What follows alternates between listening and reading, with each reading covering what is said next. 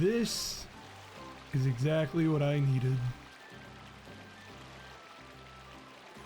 What do hot springs, ferocious monsters, and giant fantastical weapons have in common?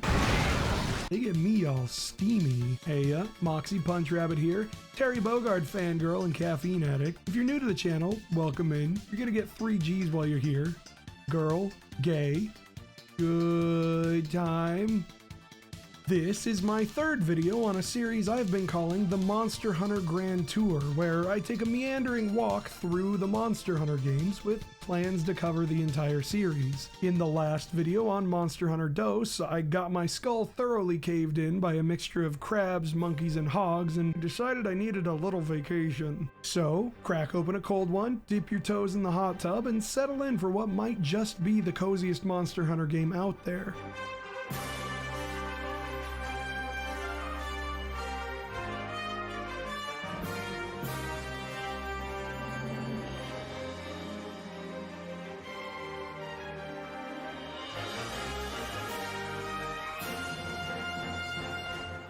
Monster Hunter Portable 3rd.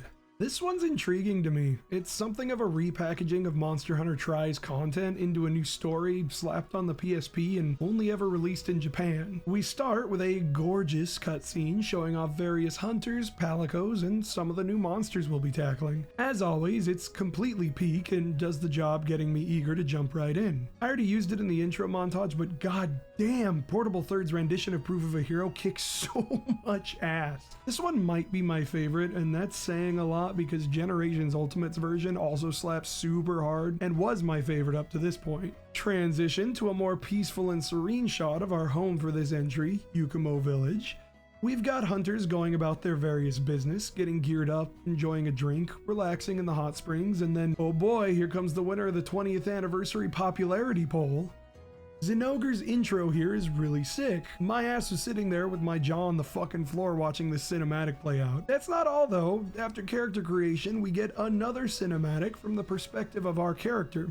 Traveling down the road toward Yukumo, we get picked up by a feline in a wagon heading the same way, right before almost getting flattened by this old man yelling at clouds. We manage our escape and finally arrive at Yukumo Village. Gotta say, I experienced a weird wave of nostalgia on seeing the village. Walking in feels like I'm returning home, even though I've never been here before. That's partially untrue, I guess. Yukumo does show up in Generations Ultimate, but it's not quite the same. I can't really pinpoint what's so different about it between both games, just a feeling. So, why are we here? We're taking on a job as one of Yukumo's resident hunters, keeping the areas around the village safe for both the villagers and the guests making use of the hot springs. What a great gig, getting to live in an idyllic mountain hot spring resort, and all I gotta do is go out into the beautiful countryside and hunt some monsters?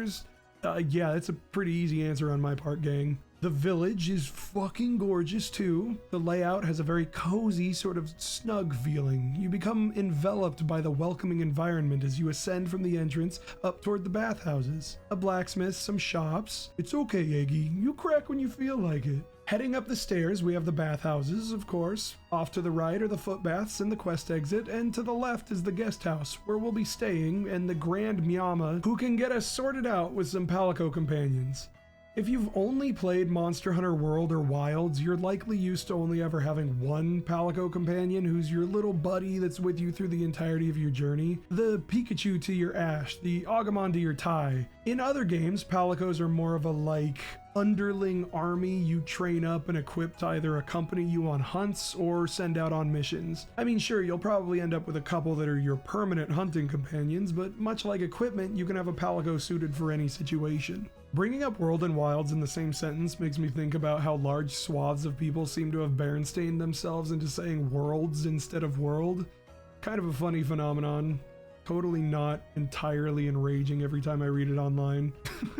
Anyway, my main Palicos are Icarus and Barshingus. Icarus was my first gathering Palico in Rise, I think. I'm pretty sure it's one of the preset Palico names, but he ended up being such a fucking stud through my playthrough that he earned it. Barshingus is my sweet boy from World and Wilds. He likes pretty dresses and explosive ordnance. Down by the perpetually cracking egg is the Yukumo farm, a facility that cuts down on some of the tedium of gathering items by letting us grow plants, harvest honey, collect bugs, do some limited mining and fishing. Note that I said some of the tedium. During my playtime, there were still a few items here and there I'd have to go out into the world to get. I don't mind not needing to gather a ton of herbs just to make potions or wander around trying to get just one more bitter bug. Plus, you have to come back between each hunt and manually reset all of the stations, so it's not just a set and forget kind of deal.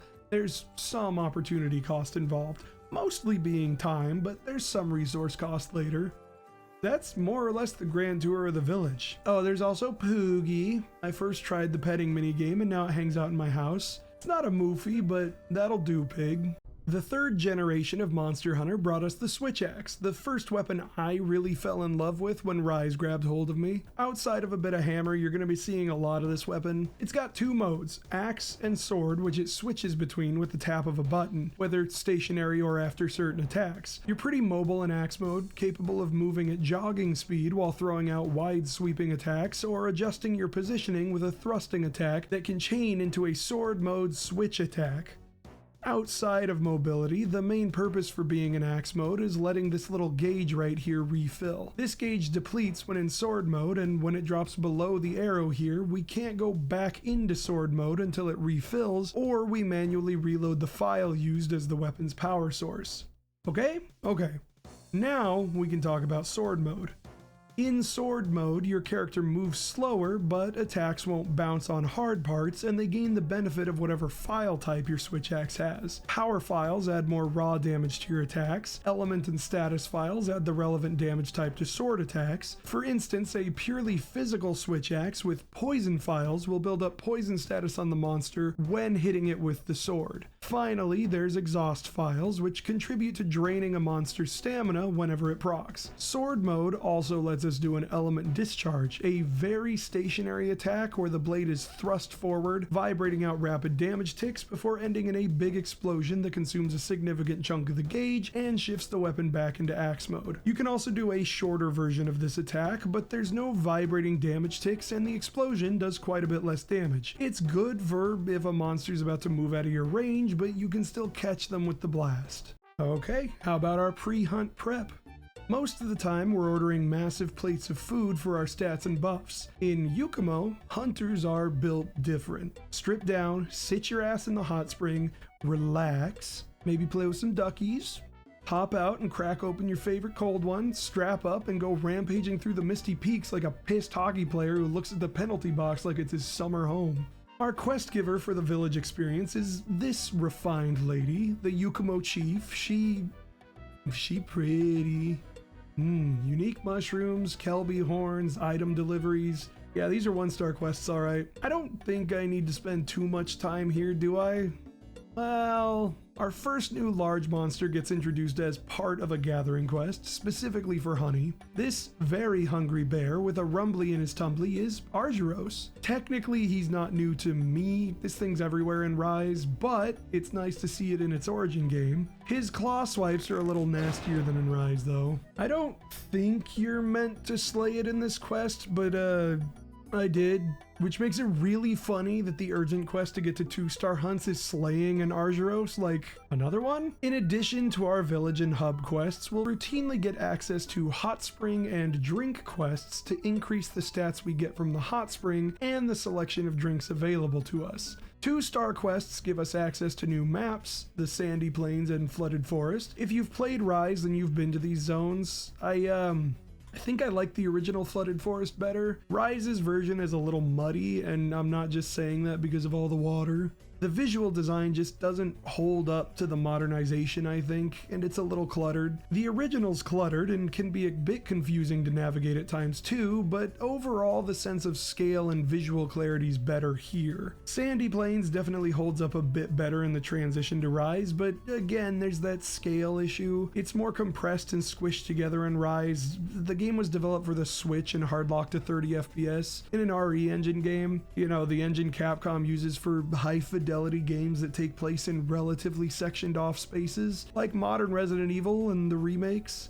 People like to hem and haw about whether Capcom should abandon the open world design of the new games to return to separated zones, and I'm pretty sure opinions would change real quick if modern Monster Hunter's art direction was stylized like old gen, but with the fidelity of Street Fighter 6. Just saying. I didn't mean to turn this into another old games look better in comparison thing, but like, both Dragon's Dogma 2 and Wilds were developed in the RE engine and look kinda ass most of the time. I'd say it's pretty clear where its strengths lie when you put these up against the other games developed in the same engine. Street Fighter 6, every modern Resident Evil. It's no fucking contest if you ask me. While I'm on the topic of the modern games, this whole video isn't going to be just one big dig on new gen Monster Hunter, I promise. Using the Switch Axe in its initial 3rd gen showing really revealed a lot to me about the gameplay differences in the weapons as the series goes on. That being, do the big cool thing your weapon does as much as possible all the time. Let's take Wilds for example, but this will also apply to World and Rise too. For the most part, and I realize there are exceptions if you're a power axe enjoyer, the goal of Switch Axe is to fill your sword gauge and hop onto the monster to rapidly explode the shit out of them with a zero-sum discharge, or charge up for a massively damaging multi-hitting full release slash. Cram either of these as many times as you possibly can within your powered up sword gauge window, rebuild the gauge when it runs out, rinse and repeat. If I try to do an element discharge, the weapon's original big blast attack, at any point where the monster isn't stunned or toppled in Portable Third, I'm probably getting my ass beat. Now,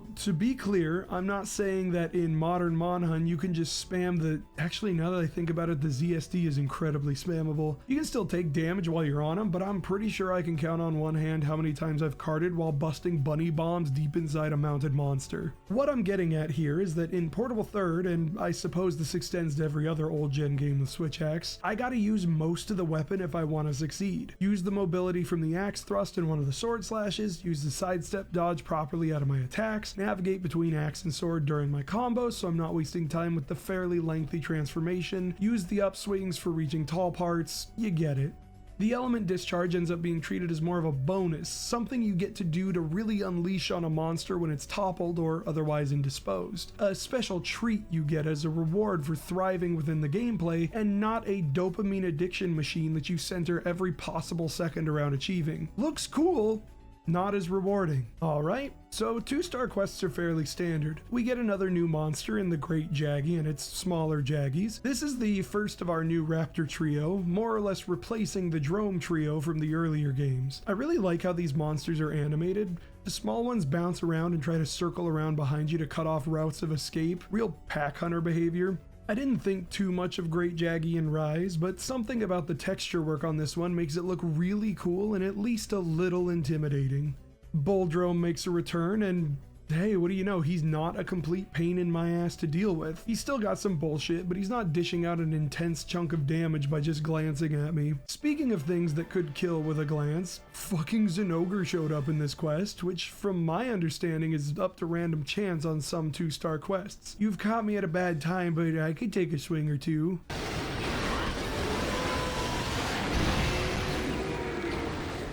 Okay, message received. 3-star urgent, and it's a monster I haven't ever hunted before. Behold Kurapeko, a big fucking... I mean, I know I call Yankaku a big chicken, but like, this one's actually a bird. It's got these flint-like spots on its wings that it can clack together to create small explosions that deal fire damage. If it feels threatened, it'll mimic the call of other monsters and summon them to come fight you while trying to slip away in the confusion. It can also use its cries to provide buffs to itself and its summoned help. If you interrupt Kurapeko mid-song, you get the buffs. This is such a sick monster. There have been a few throughout the series that are more or less weapon but as a monster. Kurapeko's the hunting horn if it was a monster, and that's pretty neat. Reaching the point where I gotta start prepping better item loadouts for hunts. It's a coward, but Kurapeko's not a pushover. 3-star brings us to the Desert Island and the Tundra, 2 really fucking awesome maps that I like a lot. I definitely think these and the Snowy Mountains from Dose make up my top 3 favorite maps in the series, but I still have more than a couple games to get through before I can really finalize that. I've also been buying upgrades for the farm here and there. It's really cozy to manage, almost like a mini jumbo village, but centered entirely on keeping my hunters supplied. That's a good way to describe Portable Third in its entirety, I think. very cozy, really whimsical. There's an overarching threat, but as far as the village is concerned, it's just making sure the planned festival goes on without a hitch. We've also acquired our first talisman. This is like a bit of extra equipment, mostly a stat stick for rounding out skills. You can mine them up sometimes or get them at the end of quests. Say hello to Royal Ludroth, a super soaker lizard that screams like an eagle when you slap it in the face. The most annoying thing about this monster is how much of a Limp Bizkit fan it is. I actually fought this in the Hot Spring quest before I'd even taken a 3-star village quest where it first shows up. Back to our new raptor trio for a sec, we also meet Roggy and Baggy. They're alright for the most part. I think Jaggy definitely wins as far as being the coolest among them. Roggy spits poison, kind of like Iodrome, and has an armor set that had me feeling some kind of way on my social media. I've definitely said that line before, but it's true. Go, you fucking look at my art, Jesus. Baggy's definitely the weakest of the trio for me. It can spit a glob of sleep juice at you, and even if you bring energy drinks, with enough of them around, you might get caught in a sleep chain briefly. It's kind of the same issue I have with Gendrome. You have these small monsters that move and attack quickly, don't flinch very often, but come with some incredibly powerful status effects they can inflict on you to lock you down. Poison's really fucking easy to deal with, to the point that they had to make even more poisony poisons as the series went on, in the form of severe and noxious poisons. Bonus points, it's got a pompadour that makes it look like Josuke, so that's cool. I gotta take a sec here to say it's a fucking crime that Portable Third never got released in the West. This game, top to bottom, is pristine. It's obvious the team put their entire collective ass into making a good video game. There's still several games I haven't played, including Freedom Unite, 3U, and 4U, but I'm just gonna put it out there. I think this is my favorite Monster Hunter, like, ever. Hell, as long as I'm putting it out there, no, I won't be rephrasing that. The more I play of Portable Third, the more Rise feels like a sorry we never released this anywhere else apology tour with how Portable Third coded it is. It's definitely its own thing, but like a solid third of base game Rise is Portable Third, but HD now. Anyway, check out the giant fucking ice wall moving past in the camp in the tundra. This shit is so sick. Hey Baroth, how's it going? I know someone who really likes you. My first exposure to Baroth was in World, and I gotta say he's way more ferocious here.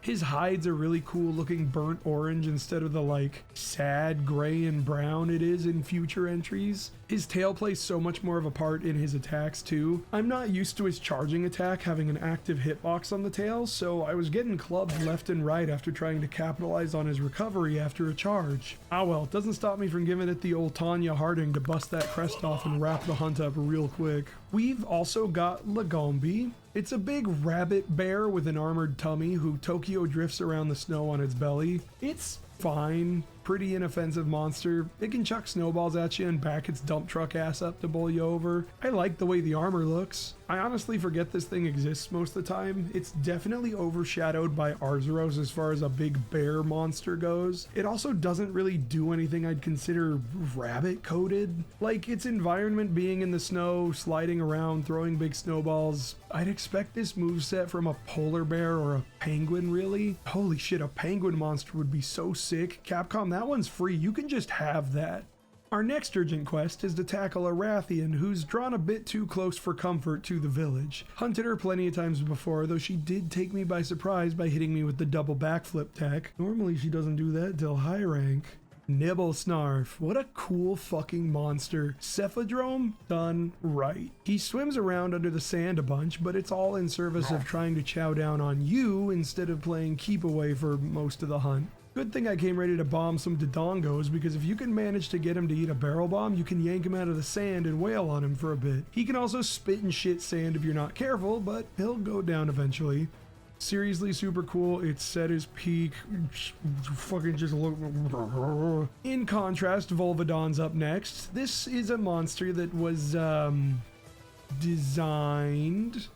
In concept, it's cool. Armadillo that rolls into a ball and bounces around and stuff. It's pretty unique compared to most other monsters, but it's got all this extra shit bolted onto it, quite literally. It's got a whip-like tongue that can reach out and touch you. It can spit paralysis. It can show you how bad its IBS is. You see what I mean? There's not really any rhyme or reason why, so it doesn't have that cohesive of a theme. It's kind of a shame that I don't like it very much because it's got some sick armor and weapons. Giginox is a monster I did fall in love with though. I never really understood the hype behind it compared to Kezu. They both seemed like different flavors of gross penis monster to me, and then I saw the armor set. Holy!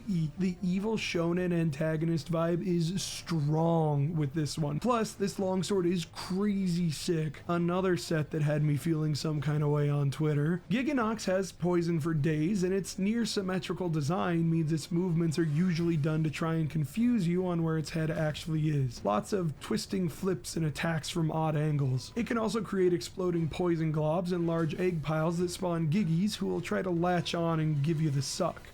So cool all around, worth the farm, and the skills on the armor are great too. My favorite element on weapons are statuses, and Giginox's set plus a couple decorations gets me maxed out on my status potency. If I had one nitpick in this game so far, I think monsters target palicos a little more than they should. Most hunts, a monster wouldn't focus its attention on me until both my palicos had retreated from the fight to recover, so sometimes I'm chasing after a monster more often than not. That said, it's not a bad criticism to have. If that's the worst thing I can think of for the game, I think we're doing really good, and I could just leave the palicos at home if I really wanted to.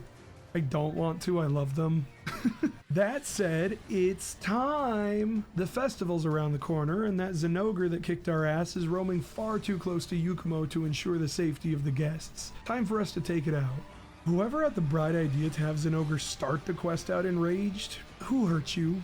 For real though, it's so fucking peak. I can totally see why this guy won the popularity poll. Just look at it, tack on the music, and oh god damn, we have a fight on our hands. I even got this sick tail cut with the longsword spirit round slash. Longsword mains, I understand now. Returning to the village, we get this awesome cinematic showing off the festival taking place in the village. If you keep your eyes peeled, you'll see some familiar faces from across the other games in the series. The various quest lasses and cinematic hunters, the fucking Jumbo village chief, and I'm pretty sure the Wyverian madame, plus a bunch of characters who I'd assume are from Tri, but I'm not super sure. This is such a nice little callback to the rest of the series, and that's including the amazingly nostalgic credit sequence showing off all the different villages and towns. Jumbo, I love you. I'll be back soon. I swear. That's more or less the end of the village's story. There's a couple more ranks to work through, but the hunts within them are all monsters that show up in previous generations first, and I kinda want to see if I can save talking about them for the games they first show up in.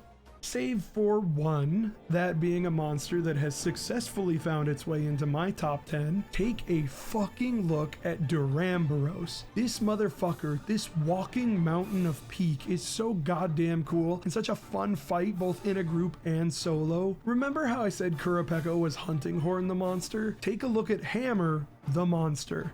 If it's not backing that dump truck up to slam you with its tail, it's using inertia to rotate on it and fling itself across the arena in a bid to crush you. I love this monster so much, I farmed the entire armor set and the peak fucking switch axe where the sword mode is a giant morning star instead of a blade. Combine that with the exhaust files and a seemingly fuck ton of damage, and woo, that's more or less the village in a nutshell. I don't want to leave you hanging after teasing it a bunch with the footage in the video, so you want to watch some highlights of Lou and I playing multiplayer? My audio's a little fucky, so sorry if it's difficult to hear me. I forgot to do a sound check before we got going. What button is it to escape this hell?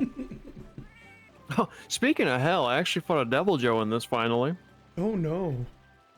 I had a terrible time. Yeah, Would you believe me if I was pissed off the entire hunt? just like him. Yeah, it sucked. I had a bad time. Hammer's range is so stubby in every game. Haha, yeah. There's so many times where I'll go for a super pound or something and be like, yeah, I got this. Oh, no. I'm gonna look so cool for the whole squad. Oh, fuck. Unless you're Frontier and you have like the giant fucking hammers. Oh, yeah. I like That my shit gets hammer working. the long way. Yep. I like my hammer with a magnet in it. Cause that shit kind of funny. Oh no, it's fucking over for you. You're going in the blender. I'm bouncing, never mind. Don't bounce. It's forbidden. Well, I broke a wing. Does that help? Yeah. we take those. I should really be going for the tail. You went for the head at one point, and I was like, I'll go for the tail, don't worry. Oh, he fucking, oh, you bitch. Ooh, I'm on Oh, fire. you. Me too. Oh my god, a game where the water actually puts out your fire blight. That's crazy. I love that shit so much. Please, no. I can't believe modern. It didn't work. No! Get off of her, you freak! I'm being killed. Help. Oh my god, he's eating her, and then he's gonna eat me. Oh my god. Wow, that was a lot of spins, Rathlos. You good? Holy shit.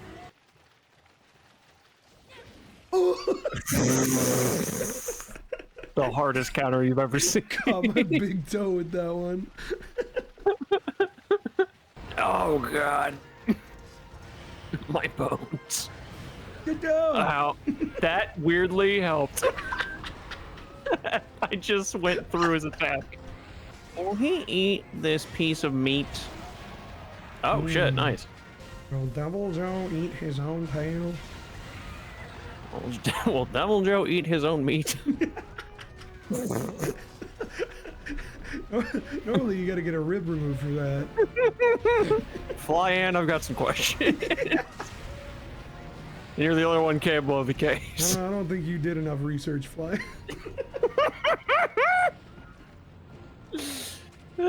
Get back in there. Oh! He led that shot. Oh my god. He's cracked. He's cracked. Why is this one such a sniper? Holy shit. Goodbye. No way. I see you falling. No. Holy shit. Your cat's taking aggro for me. That's fucking awesome. You fucking... Oh, I'm so far away. Oh yeah, you falling a 5 from that. Oh, Yeah. that sucks. Oh boy, Jen Moran. I like Jen Moran, actually. I think he's really cool. That sounded kind of sarcastic, but I was being so genuine. I like it. For I today's like show when you... and tell, I brought my drawing of Jen Moran. Oh yeah, well for my show and tell, I brought an actual real-life Jen Moran. Here he is. School's destroyed. Just flattened. Oh. Thanks, Jen Moran. Whoever fucking sound he makes. This is Jen Moran if it was Carl Weezer. Oh no.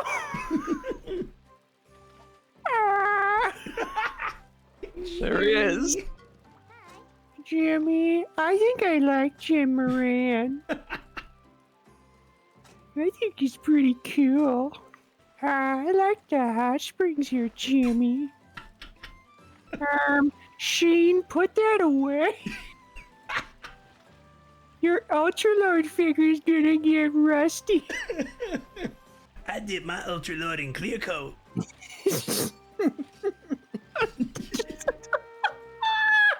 Yeah. I'm sure you did, Sheen. Oh god. Fucking hell. I need water. Holy shit. Oh no, it's okay. I only wanted that one specifically. You snooze, you lose. Oh my god. Oh my god.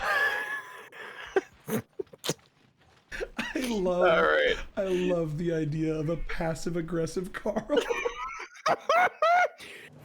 Sheen, shut the fuck up. Oh. Shit. Jim Moran, you're such a piece of shit. That's not the button to pick up a cannonball. I wondered why green. I'm gonna be so real. I wondered why green. Why green? I didn't look until. Oh no. Whoa. Can you let us on so you can We can beat your ass. Yes, please. Thank you. I greened again. Oh no! I thought you were gonna say you're in the sand. It's like whatever the fuck Sammy did in the video. Yeah, that shit was funny. I'm in the sand. Help! We're gonna hit each other. We're gonna hurt. Whoa! Oh, I'm gonna. I was walking on sunshine for a second there. I'll go to the other one. Okay, I'm just gonna. No!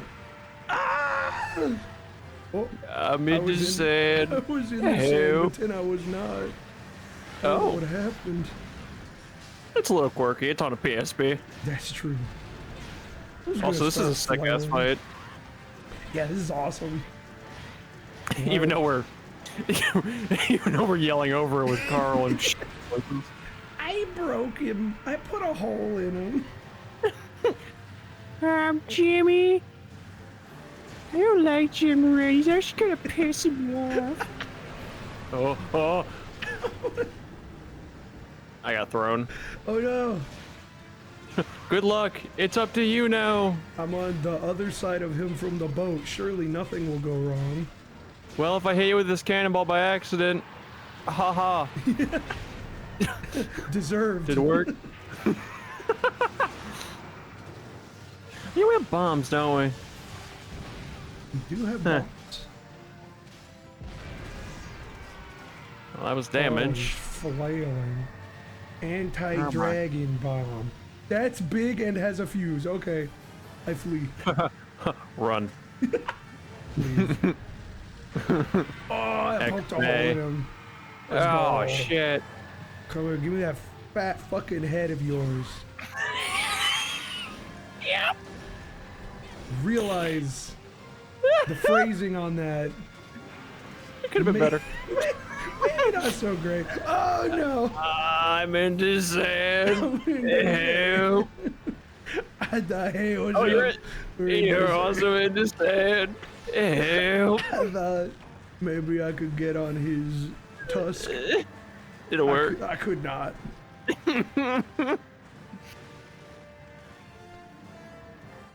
There was sand.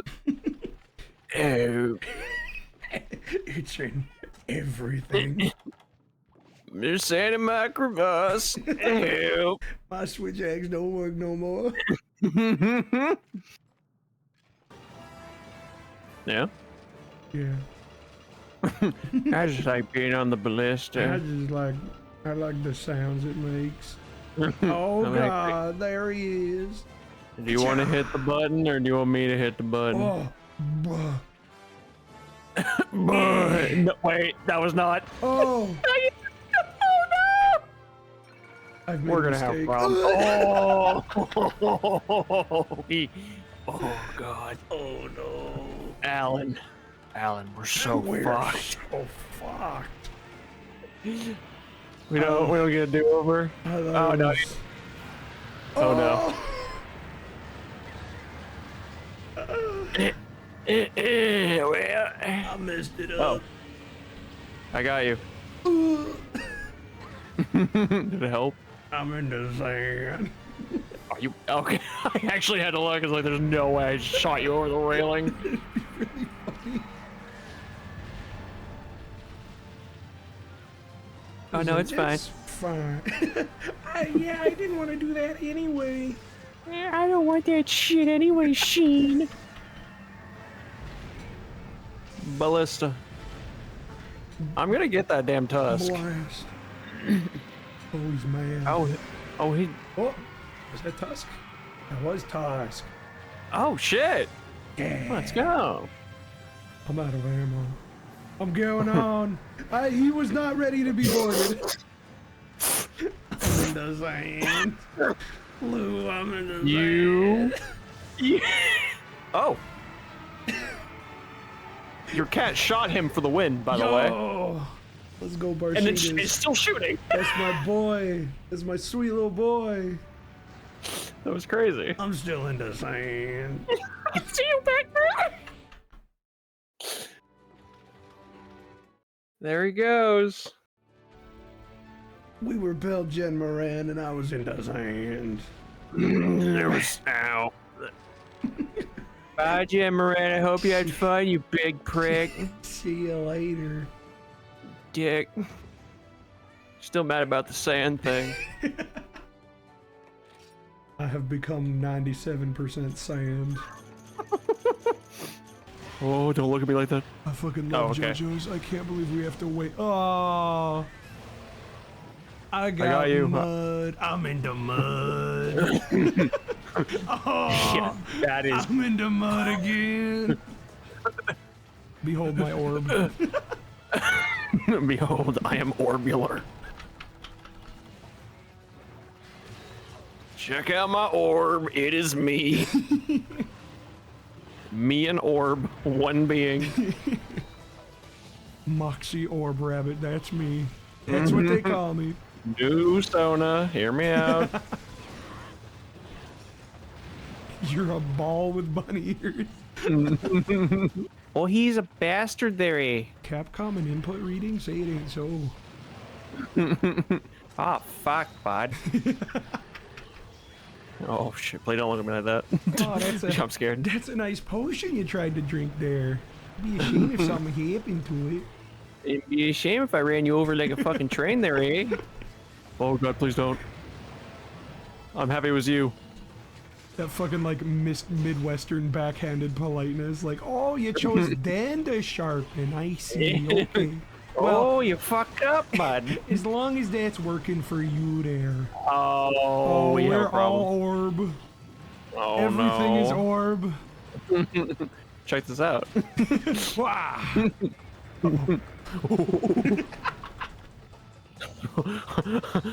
Whoa. When did he get so dangerous? This is crazy. I love this. Oh, you fucked up this time. Should have stayed on your toes. Oh no. Now we're getting your toes there, bud. Oh, there we go. Please don't yell. Oh. See, it's shit like this what won't get you to state. Holy shit. That's crazy. Oh, Hey, Barath. Oh, he's gonna train kill one of us. Oh no, yeah, okay, he didn't even try. Wow. Yeah, we got the shrimp puff. Victory carve. I got the ridge off. What? Oh. Okay. See, that's where he keeps his other ridge. Oh. Interesting. Ridged for her pleasure. Oh no. Now it's my turn. I also got the ridge. Oh. I guess it's true. It is ridged for. Oh no.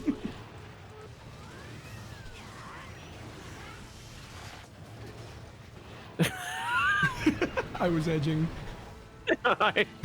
Just edging all by yourself.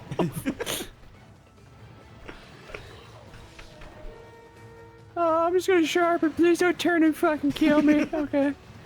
Oh. Ooh, I framed that. Holy shit. The tings that were coming off of that sounded crazy. Happy's power is decreased. Oh no. Thinks back to the fucking tinging sound effect I heard earlier. Sticking a fork in the fucking garbage disposal and turning it off. Stop. Stop. Stop it, no. Knock that shit off. Shit. Ooh. Right in the gooch? No. Right in the Thomas. Oh, Thomas, bud. What are you doing over there? Please don't hit me while I'm in the corner. I have a very delicate constitution, you see. Oh. Well, so does he. There we go.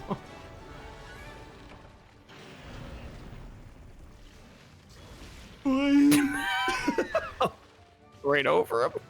Hiya, Editor Moxie here. I just want to say thanks again for just all of the support so far. The Dose video went fucking nutso crazy and matched the Monhun 1 video in views in like 2 weeks.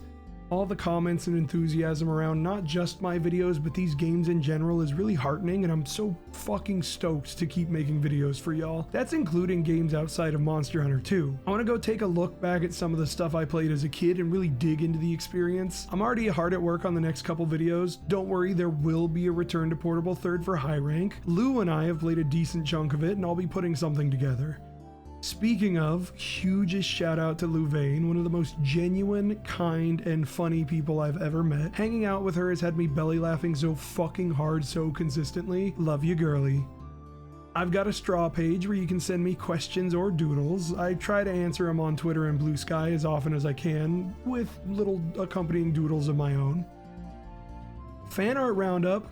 Lamb Lady hit me with an affectionately named Scrimblow that I fucking adore. Look at the evil thoughts brewing in those eyes. We've also got Mako, who posted this while I was recording the script for the video. It's so fucking cute and true.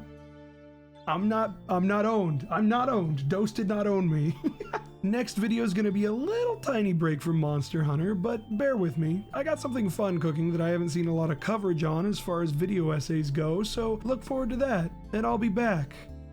Real soup.